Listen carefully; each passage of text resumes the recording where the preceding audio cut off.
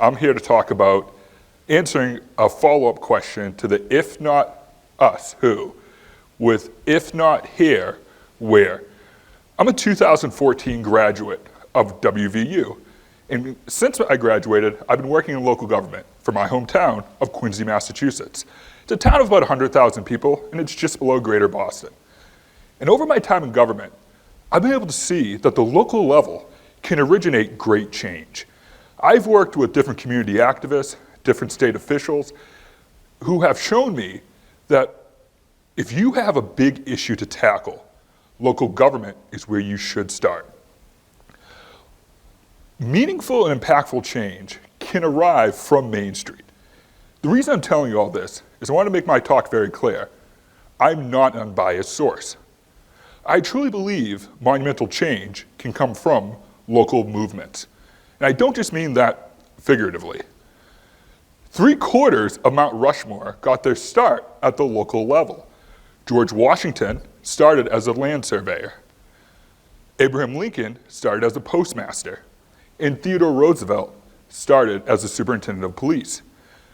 These people of great change, these people who ushered in new eras in American society, did not get started at the federal level. They didn't even get started at the state level. They got started at the local level.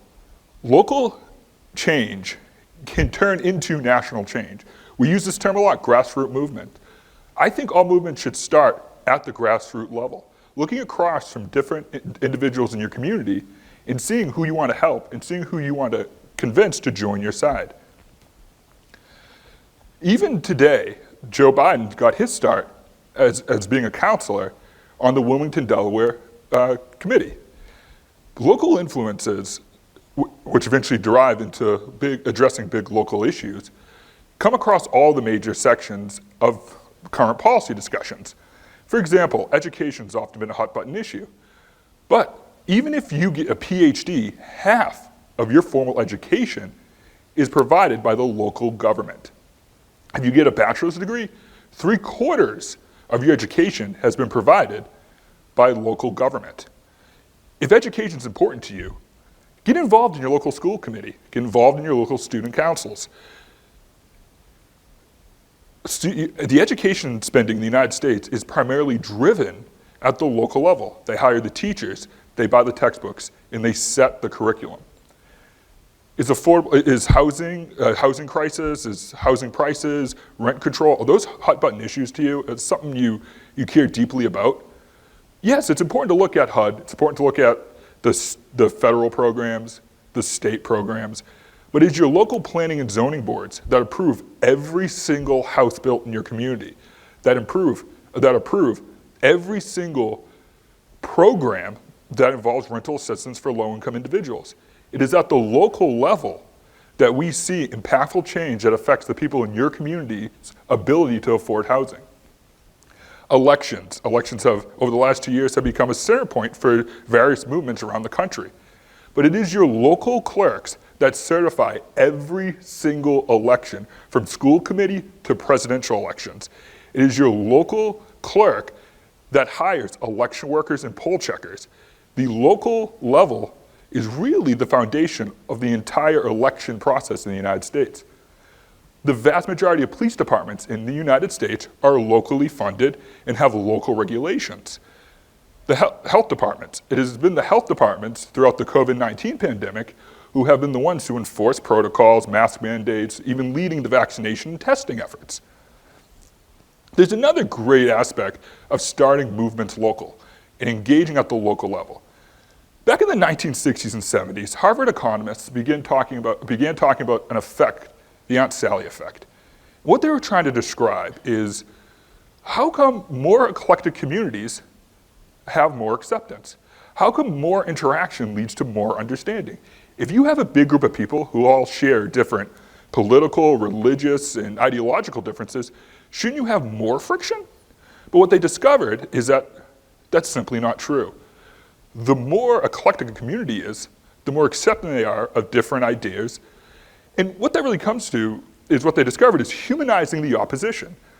When movements start local, somebody who disagrees with you is maybe your Aunt Sally. And what these economists described Aunt Sally as is somebody who holds different political leanings, different religious beliefs than you, but you still love them. Everybody loves their Aunt Sally. And you see a little bit of your Aunt Sally in everybody who disagrees with you.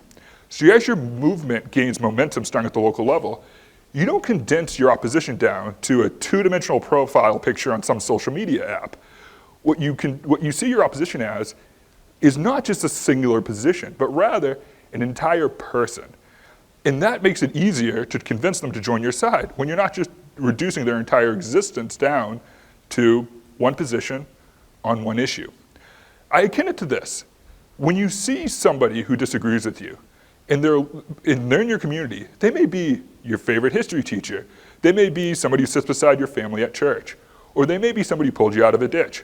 So though they disagree with you, you still know they're a good person, and you're less likely, knowing they're a good person, to do anything that makes you take a softer approach to making them to join your side.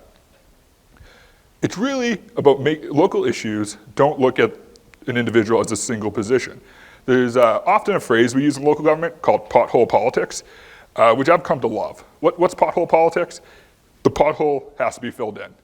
It's not a greater national issue. It's not ideological. Just fill in the pothole. A lot of movements start that way, with just trying to find a problem and fill it in like a pothole.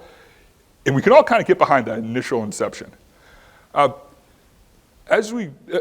reiterate, the if not here, where topic of this speech is, what it really comes down to is monumental change does not have to start on Pennsylvania Avenue. It doesn't have to start in Capitol Hill. It doesn't have to start at Capitol Hill or at the seat of the state legislator. It can start at Main Street. It can start at City Hall.